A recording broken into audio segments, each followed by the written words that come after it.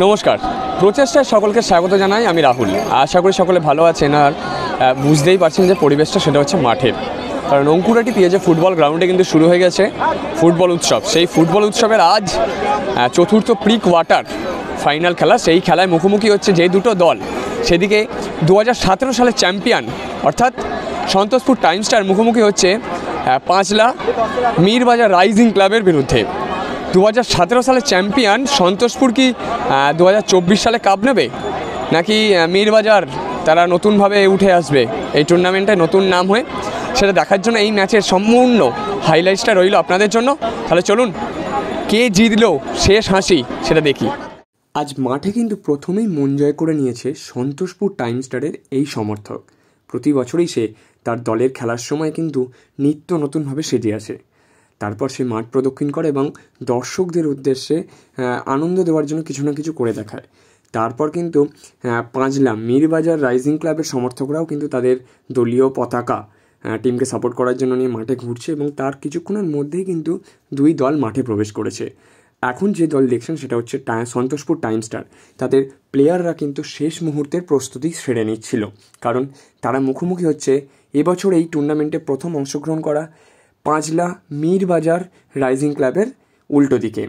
কারণ সন্তোষপুর কিন্তু এই টুর্নামেন্টের অতি পরিচিত একটা মুখ, 2017 সালের আবার চ্যাম্পিয়ন।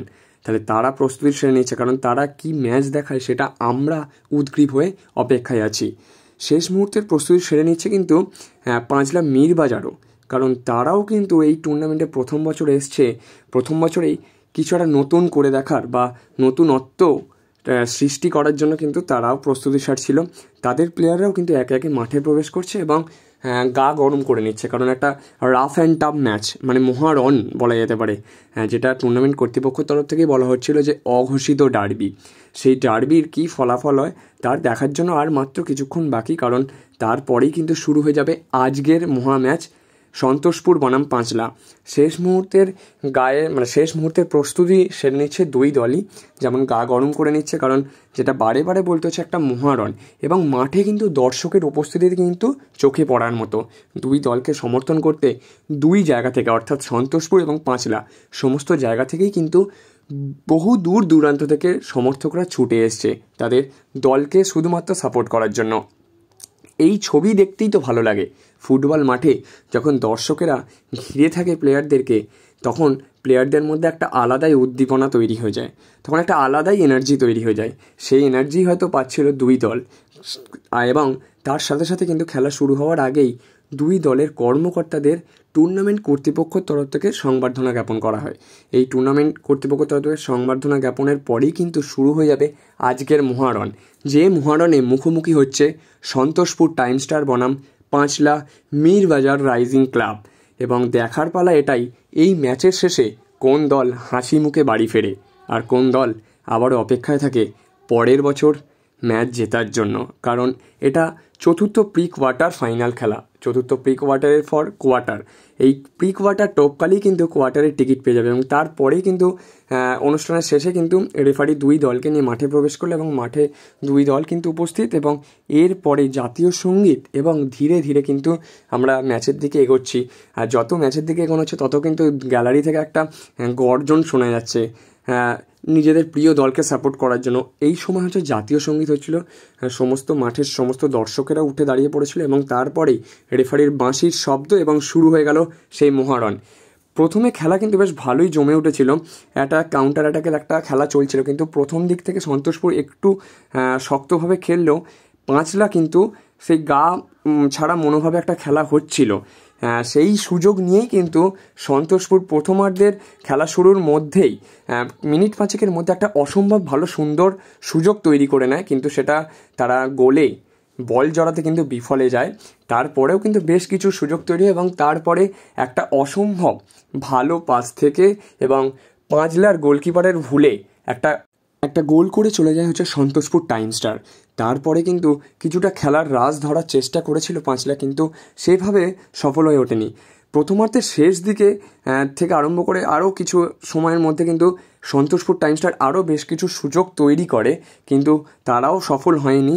গোলের সংখ্যা বাড়াতে। কিন্তু প্রথমার্ধের একদম শেষ লগ্নে বলা যেতে পারে সেই সময় একটা দুর্দান্ত সুযোগ তৈরি করে ফেলেছিল পাঁচলা।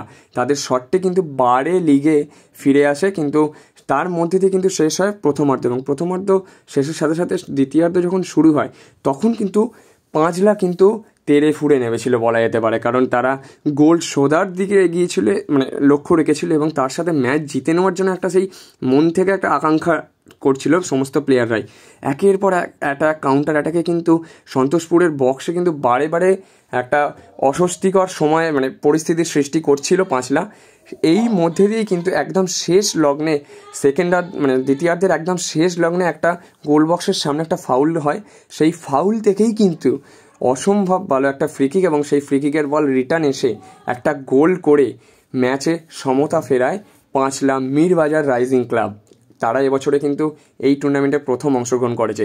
এই সেই মুমেন্টস, গোলের মুমেন্টসটা এখানে কিন্তু সমতা ফেরায়, এবং তারপরে খেলা শেষ হয় হচ্ছে 2-1 গোলে, এবং তারপরে ট্রাইবেকারের গোল সেভ, এইভাবেই কিন্তু চলছিল শেষ পর্যন্ত।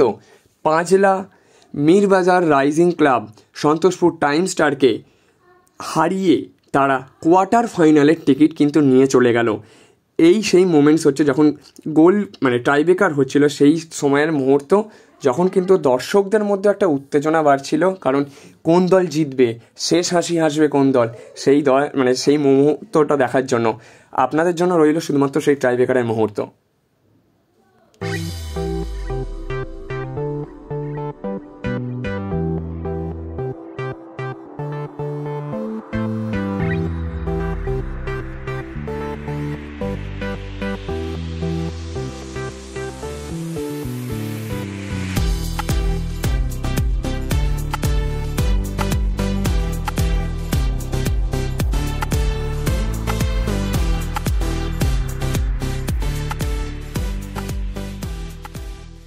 বাড়িকে সুন্দর করে সাজিয়ে তুলতে আজই চলে আসুন আদি দোকান সুশান্ত ফার্নিচারে। এখানে পেয়ে যাবেন কাঠের এবং স্টিলের বিভিন্ন আধুনিক ডিজাইনের আসবাবপত্র, যেমন আলমারি, ডাইনিং টেবিল, চেয়ার, খাট এবং সোফা। শুধু তাই নয়, নিজের অফিসকে আরও সুন্দর করে সাজিয়ে তুলতে পারেন আমাদের দোকানের আধুনিক মানের অফিস ফার্নিচার দিয়ে। আপনার স্বপ্নের বাড়ি বা অফিসের ইন্টেরিয়ার ডিজাইনের জন্য যোগাযোগ করতে পারেন আদি দোকান সুশান্ত ফার্নিচারের সুশান্তখানার সাথে। আমাদের ঠিকানা আন্দুল মৌরি রথতলা, লক্ষ্মীকমল হাসপাতালের একদম বিপরীতে। যোগাযোগ নম্বর 0332669186 অথবা 9330221790। এছাড়াও আমাদের ডেলিভারির সুব্যবস্থা আছে সম্পূর্ণ ভারতবর্ষ জুড়ে। অবশ্যই দোকানের অরিজিনাল লোগো দেখে তবেই আপনার প্রিয় আসবাবপত্র কিনবেন। তাহলে আর দেরি কিসের? আজই চলে আসুন আদি দোকান সুশান্ত ফার্নিচারে।